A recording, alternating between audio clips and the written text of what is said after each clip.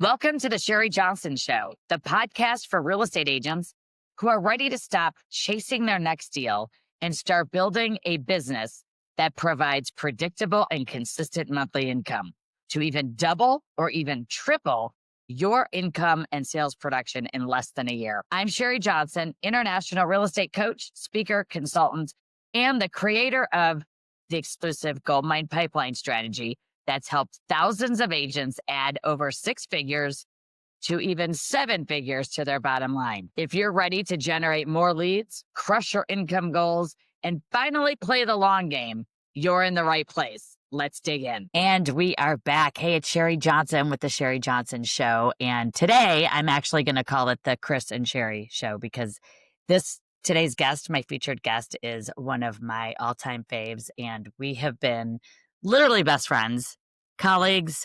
We've worked together. We've done so much together. And I have Chris Schlenkerman here from Cleveland, Ohio, from the Collaborative Home Sales Group, team leader of approximately 20 agents, rockstar agents out of Northeast Ohio, covering the greater Cleveland market. Hey, Chris.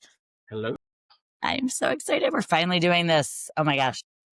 Talked about it for a long time.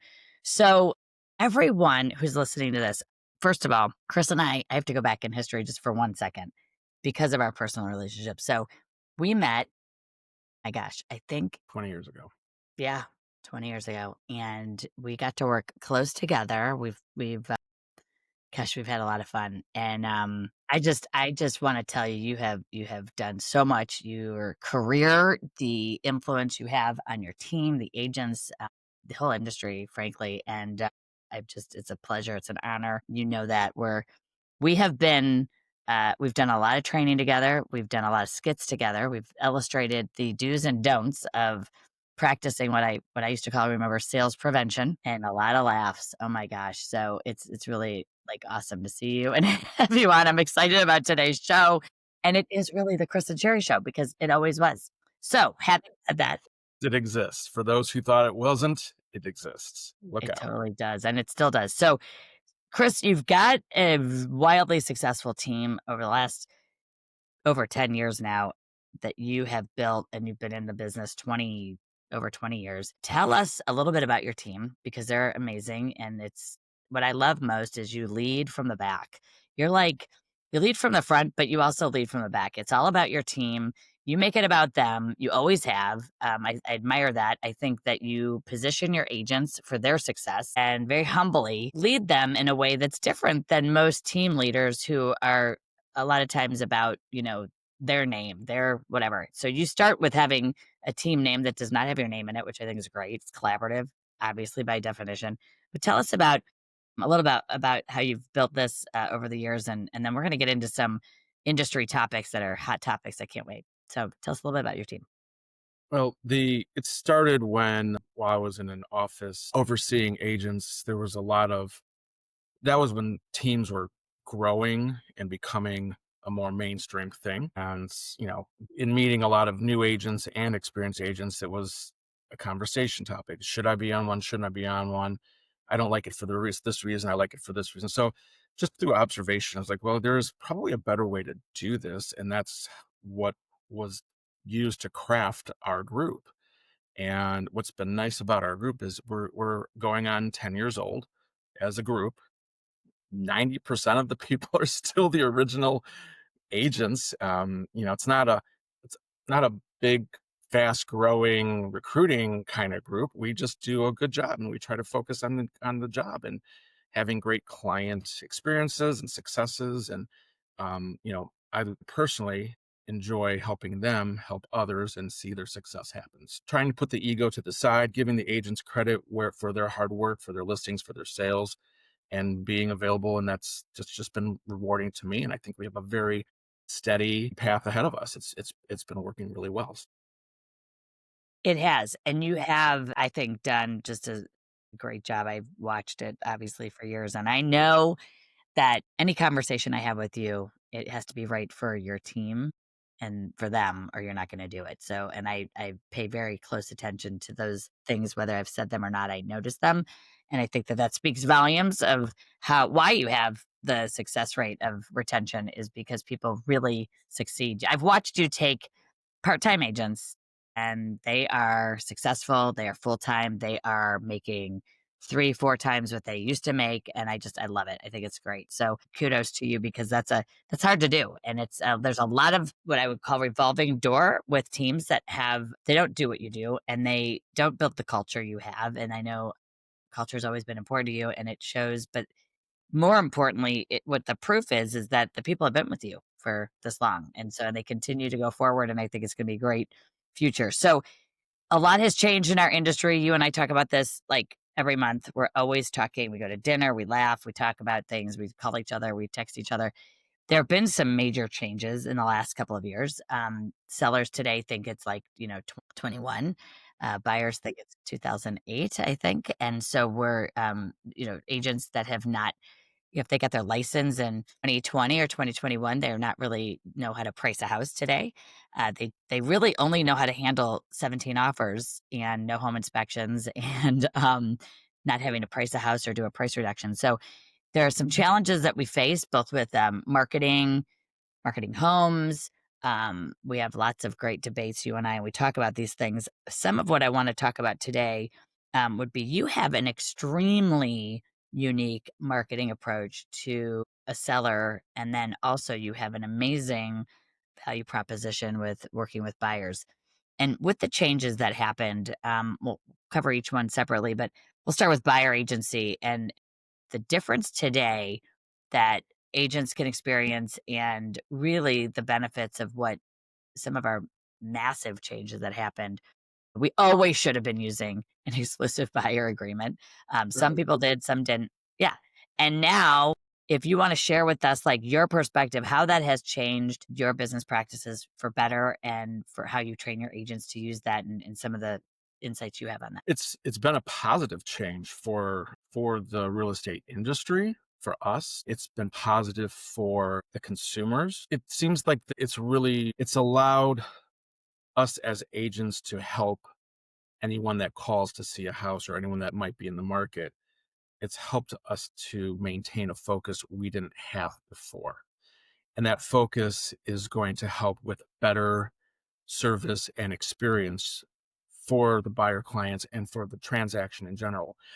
I mean, it was always, for the first 20 years of my licensing, it was get a call, run out to a house, show a house. You were supposed to show some forms to them, maybe get them signed. I mean, it was a little bit of a circus in the sense that, and that's what we had trained the public to think that we would do. Is like you make a call, we run out, open the door, and after that, whatever happened, good, bad, or in between. So with this change, it's kind of been a great reset because even the people that have been doing this for decades, it was a reset. We all became new agents on that August day of last year of 2024, which has always been interesting and a little bit entertaining at times. So everyone's got their way of doing it. Brokers had different approaches, et cetera, et cetera. But, in general, it was a great reset because we probably needed that. We needed to stop and say to the people who want to see a house, who are you? What is it that you're trying to do? How can I actually help you? And do you understand how this could work between us? And so since that official change took place, I know we and myself personally have had a few instances where you didn't show a house because that person really wasn't a buyer or they weren't really ready to commit to you because they were working with someone else. They didn't even, whether they realized it or not. And so we avoided a loss of trouble, a loss of time, a loss of, we avoided those problems. So it's been good. And it's also been, a way for the transparency with our buyer clients about these numbers work. And it's allowed the agent to take more control of what they can or will or won't work for. And we can set our own value with our buyers instead of being dictated by some ridiculous number that we didn't have a choice in. And and that's where all the problems came from it was a problem that might have put the magnifying glass on it. And now the solution has, I think, improved the entire process. So it's been positive, and we've been able to manage it quite effectively by saying to our new buyer clients, I mean, let's face it, not everyone we meet as a client is someone we know. We weren't always introduced them. They're complete strangers half Yeah. the time, if not more, right? So, hi, you're a complete stranger. I don't know you. You don't know me. We're both apprehensive of each other. Let's go look at some, multi-$100,000 transaction right now, right? So it's been nice to like been able to, we've had the freedom to say, listen, here's the law in a nutshell. This is what we have to do now, whether you were aware of it, whether you've had experience before the change or not. And, we've modified our agreement so that we can kind of go on some first dates on a friendly level and say, I'm not going to break the law. I need you to sign this. I need you to understand this. However, I'm not going to trap you into something, and you're not going to trap me into something either. It's a mutual situation here.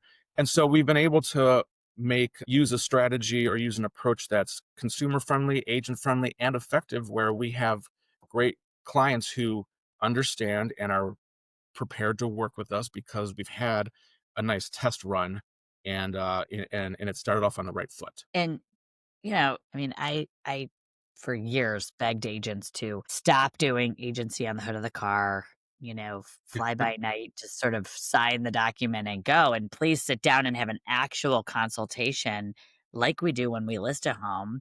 And now we're having that where it's actually we've risen to the occasion. I think our professional standards have all been raised to a better level. I also think foolishly, many people, as you didn't do this, but a lot of our industry said, "Hey, it doesn't cost you anything to work with an agent." And I think we completely devalued our service. And so that, even though it was being paid, by another party, that was one area that I was like, look, stop saying that, right? A lot of things we say, we don't realize we're saying, there's no inventory. Like all we do when we tell people there's no inventory is don't move because you won't find a replacement house. You know what I mean? So it's like, we're actually, it's a It's self-fulfilling easy prophecy. to sell a house. Just put your house on the market will sell. Yeah, okay, that's a great And message. then, We yeah, bust well, our I'm not butts gonna do to do anything it. because there's nothing for me to buy. And what I think buyer agency has done, and you said it, is, we are fairly compensated.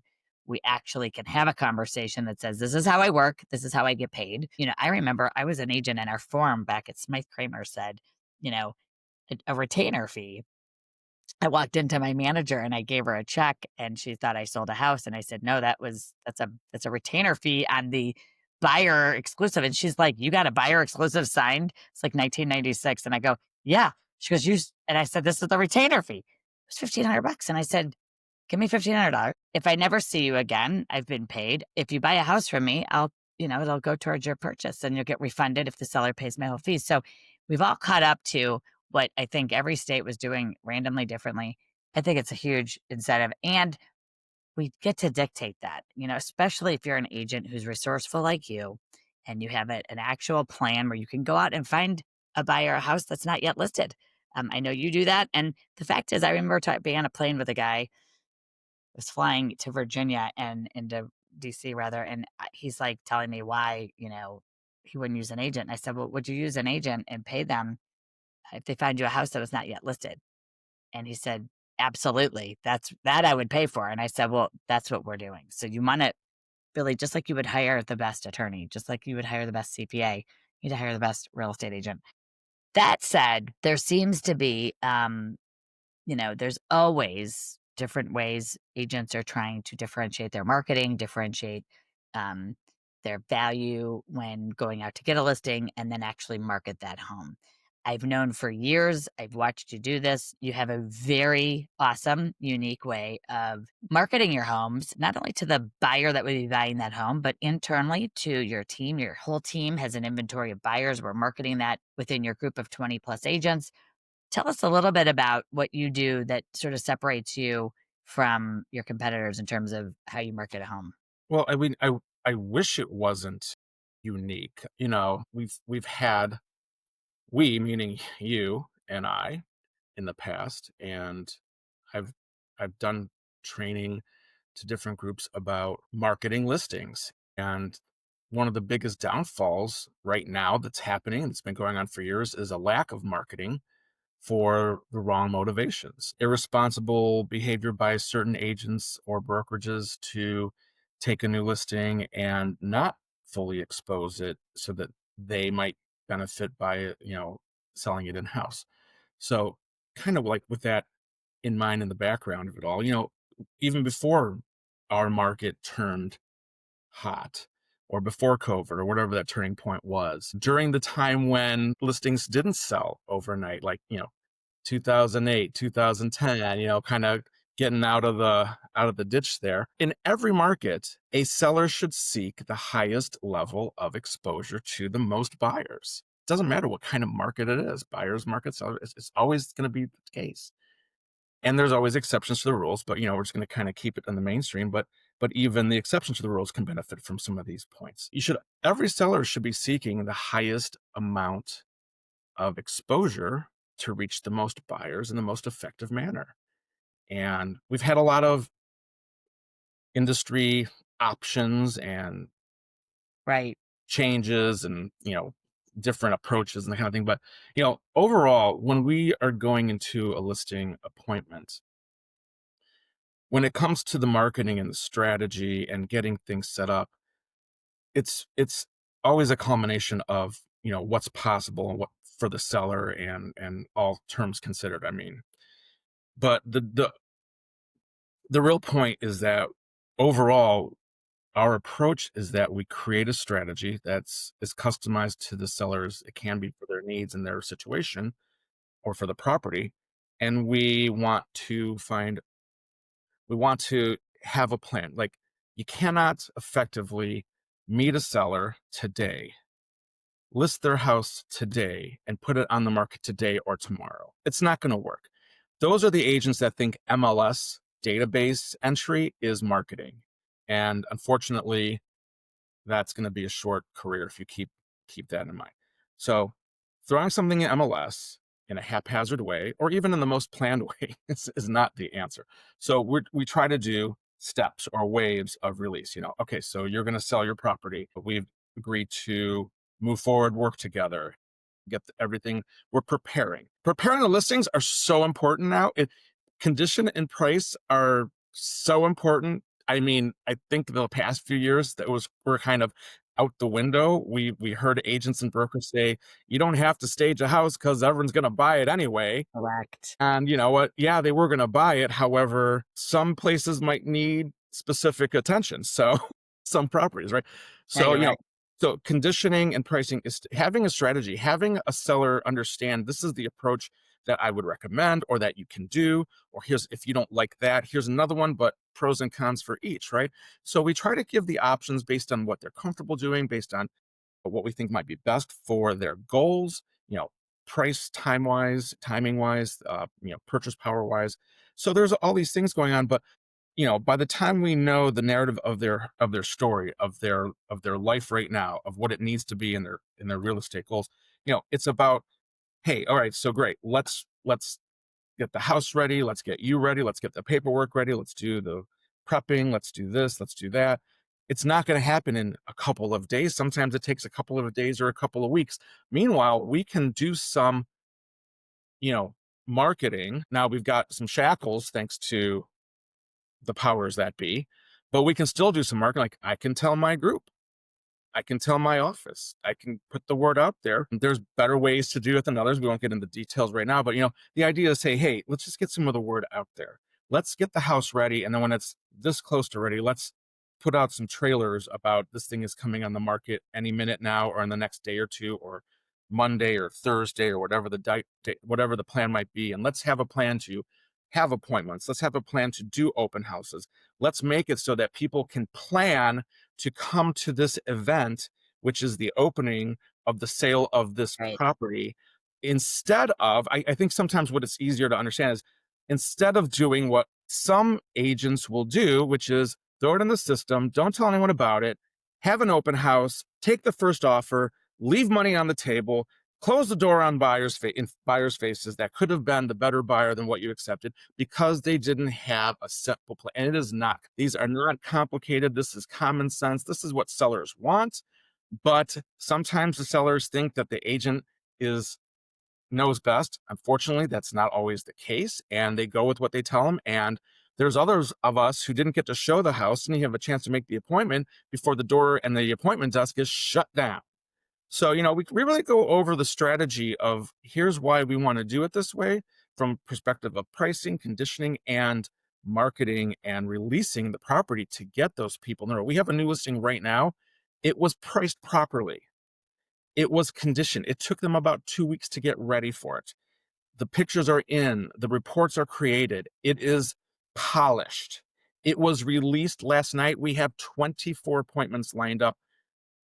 Not even 24 hours later. It was released Wow. late last night. It is now 3:30 the following day, and last I checked, there's about 2 dozen appointments made throughout the weekend, and so we know that that tells us and the seller this is gonna happen. And, here's the other thing that everyone needs to understand too on that level is agents and clients alike. We might sell your house very quickly and very effectively. Just because it didn't take 3 months doesn't mean my value was lessened. We have done so much preparation and so much data and updating. I mean, sometimes we talk to a seller 3 months earlier and that market has changed one way or the other, and we have to adjust or even talk about future possibilities if the adjustment doesn't work or if they don't adjust and whatever. So, I mean, our value didn't end just because we got a contract or a dozen offers. We prepared, we Mhm. educated, we strategized before the doors even opened, and now we've got strong deals. The other part of our marketing strategy is to get backup offers and not put all of our eggs in one basket and not to close the door before the ink is dry. So that, and now from here we have to get through things. So the value is not just that micro moment of striking a deal just because it went in the system this day and sold the next day or two. Or, if you strategize and say, we're not even going to look at offers until day 3 or 4, and we make that clear to all the buyers and the agents, you can write all the offers you want right now. We are not going to shut the door on everybody else. And so that, all that value, all that, I mean, it takes time. It takes me 3 hours to do like an MLS setup, putting the pictures in the right order, bringing it together, writing the description, not with AI, by the way. So, you know, No.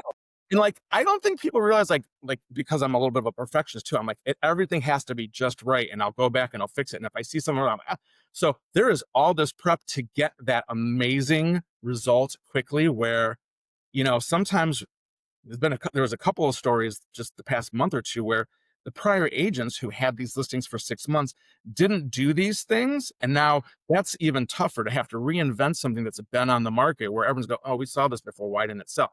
We had to get it. I raised the price on one thing, gave it the marketing and the attention it deserved, and we sold it in 2 weeks. So, you know, details matter, preparation matters, and the value for those things are priceless. Everyone should be happy when it happens, when it actually happens.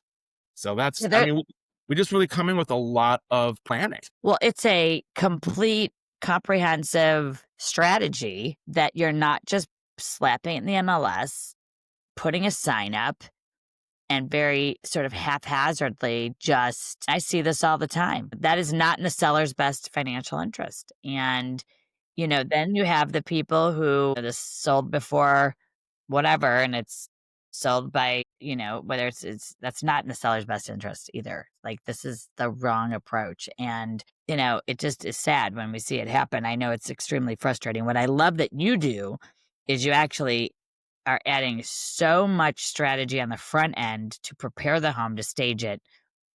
Houses that are priced right and show like retail, right? You're selling the house as wholesale or retail.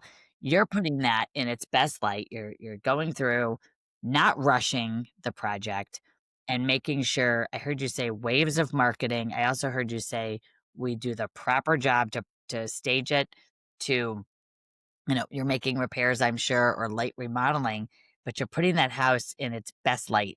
And those houses sell for top dollar. If you also said you do like a grand opening, I heard you create excitement, you create a little bit of FOMO.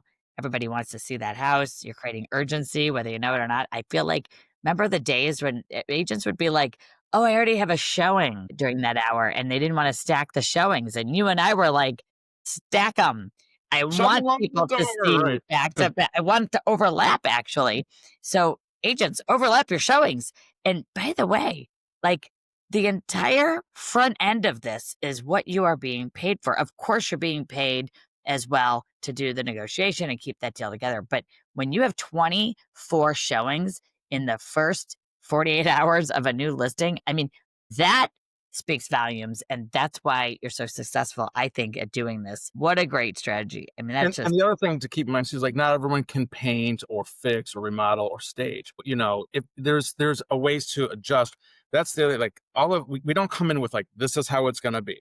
You're gonna do this and this and this. And I think that's why a lot of, you're gonna hear the ads out there. Don't hire an agent. We'll just buy your house as is. Well, they could probably sell the house for more if it was exposed. The point is not everyone can do just one plan. And so many agents say this is how we do it, this is how it has to be, and they're not fluctuating to the client's needs or abilities.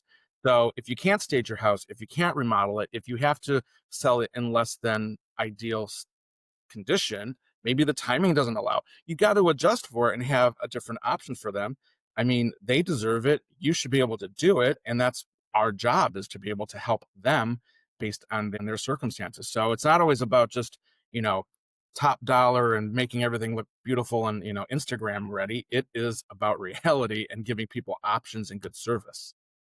love that you said you give options and then go over the pros and cons, the risks and benefits of each option. That's our job. It's a very consultative approach, and it's slowed down by you, which I love because I don't know why, but you've seen it 100 times. Everybody's like, throw the sign in the yard. It's like, slow down, people, please. And you're in charge of the marketing, right? It's like, I think sometimes, and we've talked about this ad nauseum, we're not order takers. We're the ones that are being hired to give great counsel and direction and guidance and set the tone and create the marketing plan of this days for a seller. We're the professionals. We should know how to handle this. We're the ones that are listing and selling properties.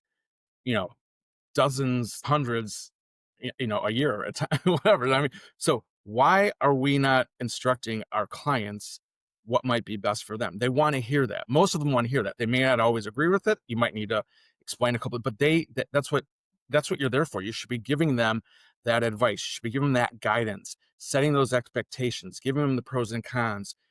Asking a lot of questions to make sure that you don't uncover the most important rock that's got that that tidbit of information that could make all the difference. It's got to be that way. That's the way it should be. I don't want to go to my doctor. He's just going to throw some aspirin and you take this. You haven't even asked me what's wrong with me yet. You know, so Yeah, it's a much more thorough, I think it's a comprehensive review, evaluation, and then you're setting the entire success path of taking that client's home, getting the highest top dollar that you can, and exposing it to more buyers, which is your whole point of this whole thing too, is like doesn't serve the seller to not prepare the home, but not prepare the home. Like, you're getting 24 appointments because you're launching the listing in a better organized format. And that's just, I think that's great. I want to ask you about, so agents get their license. I mean, you've coached and trained hundreds of agents, if not thousands. What are some things that agents are doing today that they should stop doing and instead start doing because they would be more effective? If someone's listening to you right now, and Chris Schlenkerman, literally his team, your team, and you're not going to brag about this, so I will, but you are in the top teams in the state of Ohio. You are in the top in the country, and you didn't get there overnight. This has taken years. But if an agent is listening to you because you coach agents, you train them, you do such an exceptional job, what are the top like two or three things that either a brand new agent should strive to do, or an agent that's struggling or having some challenges right now who wants to like reboot their business in the next like week? Like, what could they do to hear what you do so that they could go out and get some listings or buyers? be seen, get out there, know the market, and the people that have to listen to me, they hear ad nauseum, and I bring it up regularly that agents should know their markets. They should be previewing homes. They should be meeting people, holding open houses. They need to slow. They need to. Well, that's more on the list side. I think, like you were saying, the listing side needs to slow down. You need to have a plan. And part of the reason I bring that up in this is because, you know, if you can't have a few days of your listing being on the market and you're not giving a large portion of the buyer pool a chance to even get through the door, then you're probably not doing things like open houses either. So like having the open houses or doing the host, being the host of an open house, preview tours. I still go and look at. I have a search in the MLS that sends updates to me directly about any new listing in my neighborhood, you know, and it's not just because I might have a particular buyer, but it's because I want to know when one of my neighbors is listed, and then I want to go look at it. So after it reaches me the same way it would, like, if I was a buyer and an agent would send me updates, then I find out, is there an open house, or can I just go make an appointment to go walk through it? Love There are it. times where, that data has helped me either list or sell another property. There are times where that property, I'll go through, I go, oh my gosh, this is making me think of so and so, and I haven't talked to them in a while. So dial them up, and I think I might have found a house that you would be interested in. Or better yet, that house goes on the market, and then my neighbor calls me and says, hey, I want to go see this house. I go, great, I've already seen it. I can tell you about it even before we go there. So the previewing has always been a really good.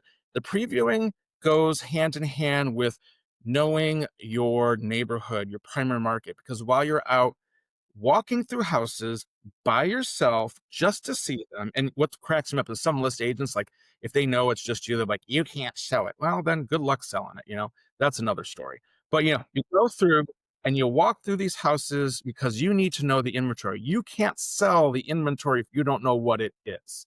So this is actually beneficial to the seller and the list agent, whether they want to see it that way or not.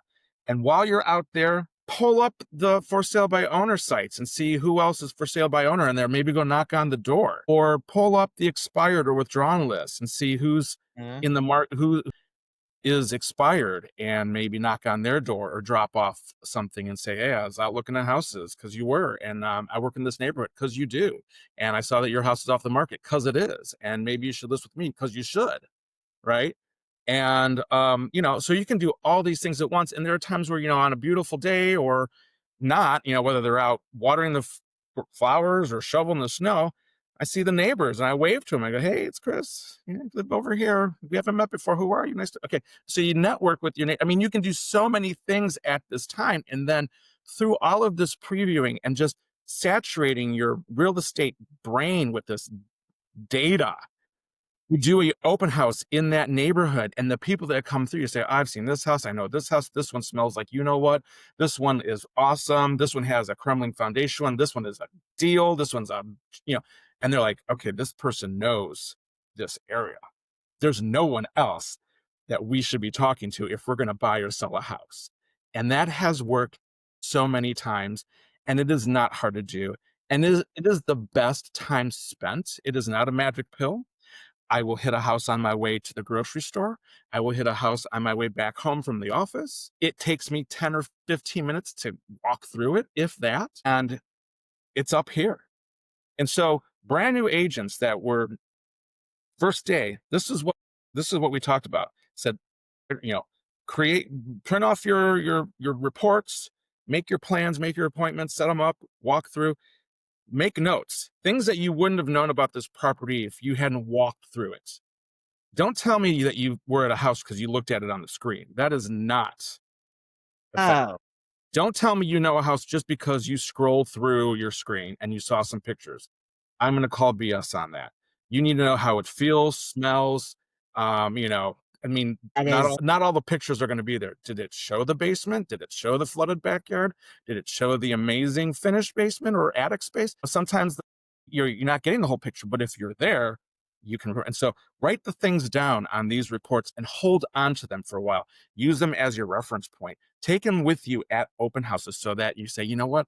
I've been at that house before. Let me check my showing diary, my showing log. I've And seen that book of right. yours. And people, they want to know that you might not be the best contract writer. You might not be the best negotiator, Maybe you're not the best dresser, but if you know real estate, that's what they need you for. And so if you've got that knowledge, it is in the bag. I've even had some people say, well, I was going to work with my friend, but can I work with you instead? I'm like, well, it's up to you. So, you've got to have that knowledge. It is your foundation, it's your baseline. And that can happen with a brand new agent. That can happen with someone that's years into it. Maybe they're going to a different, if you're in a rut, I'm always selling these $150,000 houses, these $200,000 houses. I want to get into a higher price point, or I want to get into a neighborhood or a building or a different city. I want to expand my reach. Well, this is what you do. You learn the market. And so if you don't want to sell $100,000 houses, go get familiar with the $300,000 or the $500,000 houses. Go look at them, go hold them open, go get into that flow. And Such so good that's the best advice. advice that has helped people go from new agents to rookies of the year to top producers over a matter of a couple of years, because you just keep repeating that, and that knowledge will always help you do better. And I'm so glad you brought up you cannot preview houses online. You have to physically go in the house. And by the way, when you have been in the house and and you know that the backyard's spectacular, but the pictures don't show that.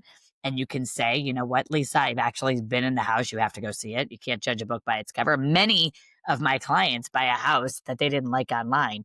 And that is only because they did what you're talking about, which is going physically to see the home. And nothing worse than if you have not been in the houses. I mean, you have to do this, guys. It is real estate 101. I'm so glad you brought it up. It's tour, know your market, be the expert. That knowledge will help you. And I love the fact that you make it a point to preview houses, even if you don't have a buyer. That's what he's talking about is like, you know, are people still doing caravans and brokers opens? I'm just curious I in your mean, market. not at all the way it used to be, but I don't like going to the local grocery store, running into someone I know, and they said, "Oh gosh, did you see the house that came out?" I mean, I usually say, "Yes, I have." But if I hadn't, and I'm like, "Oh God, I can't believe I don't know this property." And hopefully it's because it just came on the market. Like, okay, funny story. This literally just happened yesterday, 2 streets down from where I'm sitting now in my home. I met a neighbor who's looking in the neighborhood, and there's no sign in the yard. And I ran into another neighbor who lives across the street from the house on the market. And they said, "What are you doing here?" I go, "I'm showing this house." They go, "We didn't even know it was on the market." I go, "Now you do." So, I mean, like, you've got to be out there, and you know what? Start focused, and start, where you want to do the most business. You can't do that like, it's not a county-wide effort. You can't be, previewing all of Cuyahoga County or Lorain County or Lake County. You got to get here and then build out. So, but it works. It just works, and it builds your confidence. It builds your knowledge base. Maybe you haven't sold a house at all. Maybe you've only sold 2 houses and it's been a year or two because that's how things went for you.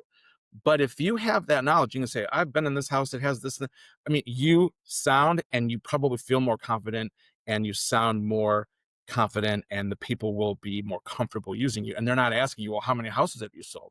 Because it doesn't matter to them. They're just glad that you know what the heck you're talking about. That's so true. And this Easy. is It's not difficult. building confidence, industry knowledge, market knowledge, know your neighborhood, and be an expert, and the rest will take care of itself. I love the fact that you said they aren't going to ask you how many houses you sold when the market data. So priceless. I love it. Great advice. And so basic. Like, come on. Like, who couldn't do this? I mean, So like, easy. it's so easy. It's just making it a priority. What do you tell somebody who wants to scale? They're doing 25 units a year right now. They're a solo agent, solo entrepreneur, real estate agent. They want to scale to 50 plus units.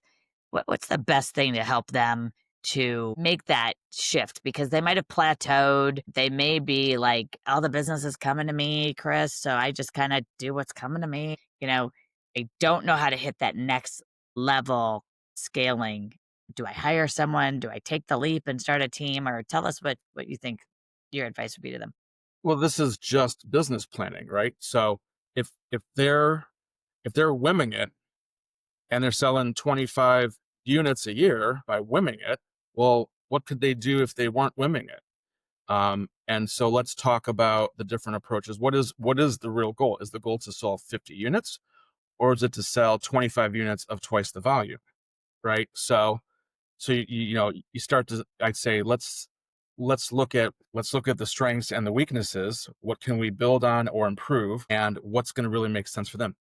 If they're doing a lot of units and it's more time consuming, maybe more physical because you're out running around more places to show things or listings, an assistant or some sort of hired help may not be a bad way to go. It's not for everybody, and that's not always the case, but it might be time to do that. Or pairing, or even just pairing up with someone, another agent. I mean, there's so many ways to do this. This is the problem.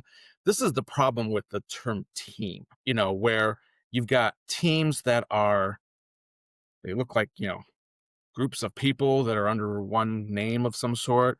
And then you've got these teams where it's really just the agent and their admin or their, whoever. And so that term is such a wide spectrum.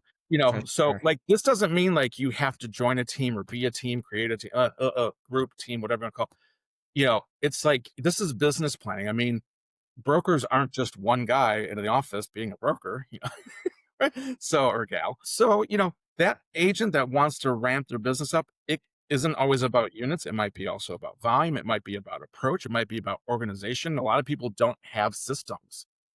Maybe they just need to market to their past clients because they've never sent a follow-up or anything, or made a call and said, hey, I'm still here, do you know some, like asking for the business, asking for the referral. And that would be a really easy way to increase your volume or your overall sales. So there's so many ways to do it that could be person specific, where you just got to sit down with someone who's objective and can say, well, this is what I see that you might be missing. And you got to be open to hearing that. If you're not open to hearing it, then you're not open to growing. You actually want to stay where you're at if you're not going to listen to what might actually make your business and your lifestyle better. Well, I love that you said, you can increase your average sale price and give yourself a raise and not have Or to your commission. How about that? Let's not cut commission. How about, worry I'd like about to make more money. Well, what are you charging people now? I'm charging them $1. Well, you should be charging them $2, you know? so many times. You know what? I want to point this out. In coaching, we find that agents are, you know, overly reducing commission when they don't have to because they don't have a good talk track or a rebuttal or an overcoming objection to say, you know what? I'm actually not part of the contract. I'm not a party to the contract. Thank you for asking for me to cut my commission, but I can't. And, let's keep this deal together. We've saved people $70,000, $70,000 a year because an agent was both reducing her fee on past clients by $3,600 a deal and didn't even know it, never did the math. It's like 36 grand on 10 units. And then and the other side was providing money to keep deals together because she didn't have a better way to handle those situations and she felt The other way stressed out. around. How about the other way around? Buyer client, this was a few days ago. After inspection, the buyer was prepared to just take it and move on without anything. I mean, and I am charging, they are agreed to a rate that is higher than some, lower than others. It's a fair rate, all things considered. But and there was a little bit of pushback, but we got it handled. And now that client is more than okay with it because after the inspection, he was prepared to move forward without a single request. I said, all right, let me talk to you tomorrow. There's a couple things in here I think we could do. Do you give me permission to talk with the list agent and see what I can get? Yeah, go ahead. $2,500 later, he's like, holy crap. All right, it's $2,500. It was more than what the complaint was about my fee, about the difference of what was. So, I didn't cut my fee. I got him more money.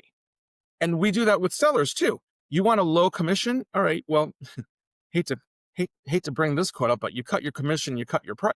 Reduce your commission, you reduce your price, right? As a seller, you want to hire someone that's not going to put in the effort, the time, the resources, the strategy, the planning, the marketing. Well, then you just lost 10%, 5% of your sale price when the fee would have been 2 or 3 or 4%. Right. The math. Do the math. Exactly. And we're gonna see you through the process so that you retain what you started with as much as possible, if not all of it. So, yeah, anyway, I Well, think I it's think I went off track. Sorry. our soapbox. We're always on the soap. I mean, we literally have taught this ad nauseum, and it goes back to knowing your value, knowing how to articulate it and add value. We're not just shoving documents back and forth to people. Agents don't they don't what's the word? They don't transform. What does a butterfly does what on the cocoon? Anyway, so they don't learn, they don't adjust, they don't change with what's going on. They learn something early on and they just want to hold on to that for the rest of their career. And that's how it always is. And I think that's why a lot of people have suffered or had a lot of trouble with this new buyer agency because they didn't have to do it before. You've got to learn to change your ways. And if someone can, back to the question, in order to increase your success, your income, whatever the goal is, then be open to hearing someone give you constructive advice. And you know what? Maybe you don't have to sell more. Maybe you need to sell more of a higher volume and do less cutting or less expense. I mean, there's so many things to that, where or adding on some efforts, whether it's marketing or just simple phone calls.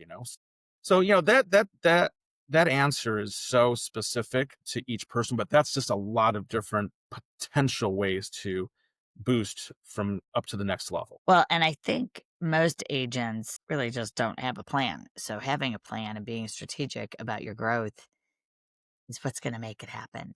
It's not have it. You can't just say, this is what I do. I do it every year. We use the gold mine, the pipeline. You did not just go there. I did. We use the pipeline. I mean, we have the list of buyers and sellers listed, priority, motivation, price points, all that sort of stuff. And that I love it. is the dashboard that goes on your refrigerator, on your screen, and you update it as often as you can, if not every couple of weeks, every month. And, I just did this with my team a couple months ago, and it's about to go out. I say, okay, update these. If you haven't done any updating, and it puts them in a reset. And it says, okay, well, I've had these successes because these people listed, sold, bought, whatever the case might be. But I've got new people coming in that I need to remember to follow up with. And now they know what their pipeline is. Because if they don't have that in front of them, you're guessing. And being successful is not guessing, it's knowing. Well, I love that you just brought up the Goldmine Pipeline because it is the long game. You will have business 6, 8, 10 months from now if you are patient and you work with the people and you put them on the list and you put every lead. Stop looking at leads like they're not good if they're going to buy, 6 months out. You need business 6 months from now, people. And it just is so practical. I know you use it.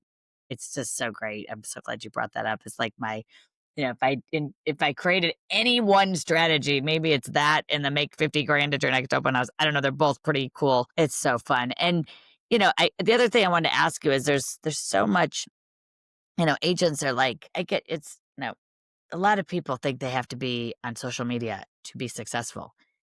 You do some social media, but your business does not come from social media. So would you share with people how you're one of the top teams in America? You're one of the top teams in Ohio. And it's not like you're pushing out tons and tons. I know you do a nice strategy. You're online. You have a great presence. But your lead generation and your referral rate speak for themselves. I mean, you do not have to buy leads to do this business, and you don't have to be running around on TikTok. So your thoughts on that? Dabbling a little bit because we do have some paid lead stuff. Do some online marketing or advertising. Tried it. Still kind of feels like an experiment. The core to it is referral and word of mouth. There And it is. that's where when the agents are trained and it's ingrained in them to know the market, know the facets of the market. I mean, we do have weekly Zoom meetings. Okay. Our group does. And in that 45 minutes to an hour, we talk about the market and we talk about what's going on and any sort of challenges or so. So, we just, you got to know that stuff. But, so we do a little bit of this, we do a little bit of that, but really the core is that the agents, this is why I was bringing up the meetings, the Zooms, is they need to be knowledgeable. They need to know how it works in finance, whether that is appraisals or different loans. They need to know a little bit. You can't know it all perfectly. You need to know a little bit about houses and inspections, how they work. So lots of education, lots of training, lots of workshops. If they're on it, then what they do is they are able to project that to their clients with confidence and talk about those things. Those clients have a great experience. They had success with that agent now when they had a lack of success before that. And it's because they were educated. They were proactive. They set right expectations. They had high communications. And so a lot of the business is generated by the agent themselves through their excellent client experiences. We put some things out there on social media. I mean, it's sometimes you can't track where your business is coming from. I know where some things are coming from, not everything. I'm always asking people, how did you hear about me? So and so and so and so. I'm like, oh, okay, cool. It's the knowledge and being out there. Open houses are the best lead generations.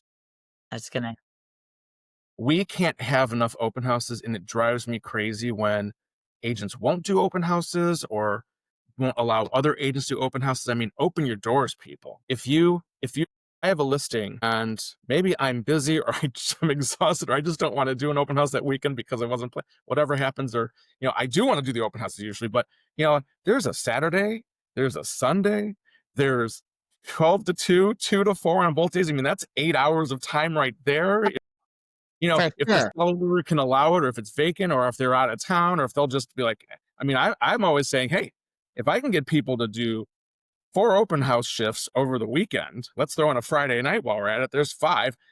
That's part of the strategy. You want that? I'll get it done, because the more these doors are open, the more opportunity people have to come see it. And it's opportunity for the person who's hosting. Correct. That earlier story I gave about the house that didn't sell for it was actually 12 months. I did open houses Saturday, Sunday, Saturday, Sunday. I met 3 buyers. 2 of them made the offers on the house, and I was there. Most of them had agents. Others became clients now for buyers. So this stuff is so layered that if you're Yeah. doing nothing, it's like a deficit. If you're doing something, Yes.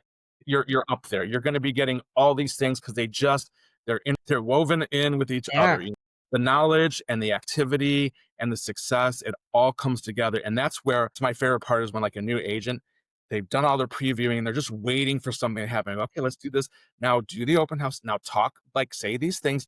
And then somebody comes in and they give them the right stuff and they say the right things and they go, and then the agent comes back the next night or the next morning and say, it happened. Someone's going to work, because I knew stuff, right? And so I just think that's where our leads are mostly coming from, is that the agents are lead generating themselves through their knowledge and through the excellent experiences that their clients are having, where their referrals are actually quite, quite good.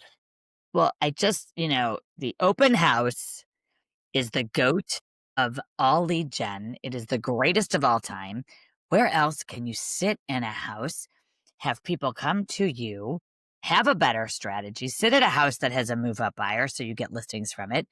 I just had a client, literally 7 new clients. He said, I used, if you remember the handshake strategy that I do, and he said, it's the one where you shake hands until people answer your questions. What's your name? You keep shaking. And then you keep shaking the hand, and then you say your last name and you keep shaking.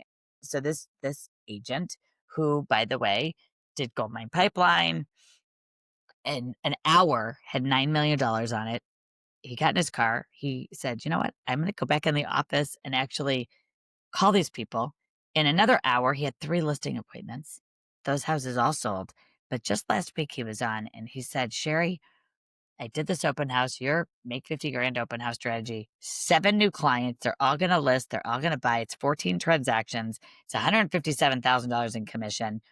If that's not the best 2 to 3 hours of your weekend time, the most profitable, the most productive and most profitable, please. Like, I never met an agent who was licensed 35, 40 years who then said to me, I'm gonna do that open house. Even if you do it once a month, you'll get enough business to put on your pipeline. I know you do that. These are sort of we call it easy hard work, and they're easy concepts, but it's because people don't have a strategy. They're doing the open house to make the seller happy. It's only 2 hours. You see me in the house trying to sell it. They're slapping a sign up for the open house. There's no preparation, right? We know this. And it's like you have a gold mine of leverage from that one house. Let's sell 3 to 5 more houses off of every listing. That's just the way it really works. I would take one open house visitor over 10 online leads because that one person, they took the time to show up. They knew it was a window of time. They're there for a reason. And so, when you have an open house and it is slow, it's not always a bad thing, because if you've got 40 people coming in, you can't talk to them, right? But if you got one or two trickling in, you've got that opportunity. I will take that one visitor over 10 or 100 online leads because they took the time to show up, Yeah, and now we're such a face to good face. And you can't get that on a phone call, and you sure as heck can't get that on now. an email or a text. Oh, that Now, that 2-hour window or 3-hour window or 4-hour window, because yes, I have been doing 4-hour open houses the best. more. Yeah, well, not always on purpose. Sometimes I get there early and people are there. I'm like, okay. And then they come in late and I'm there an extra hour, half hour before, half hour early. It just happens, right? So I'm not gonna shut it down. They appreciate that. It's actually great service. They want to work with you. You took the extra time out of your way. So, that one, I'll take open houses leads anytime, because that's when they get to see you, hear you, you get to ask the questions. I mean, it's just so much more effective. If agents would spend time to make, who hates open houses? Agents who can't convert leads. It's a waste of their time. I get it. If you're going to show up, if you're going to bring your phone and just watch the game there while everyone walks through, don't even do it. You're Get right. out. If you're going to show up with one blank piece of paper or a legal pad and put name, phone number, email, get out. Don't waste everyone's time. Don't even waste the people that are coming through. But if you're going to show up with data about the market, with flyers or little pamphlets or whatever the neighborhood might have, I mean, you can find them somewhere. There is lending. Everyone needs information about lending. Do they need this kind of loan, this kind of loan? Have they even talked about it? That's value. And so that one person that comes to my open house Yeah. in that 2-hour window, Yep. best use of my time ever. Best use. The best part of having listings is that they create more listing opportunities for you. And you're spot on. The purpose of the open house is not to send people through the house and say, hey, I'll be in the kitchen if you have any questions.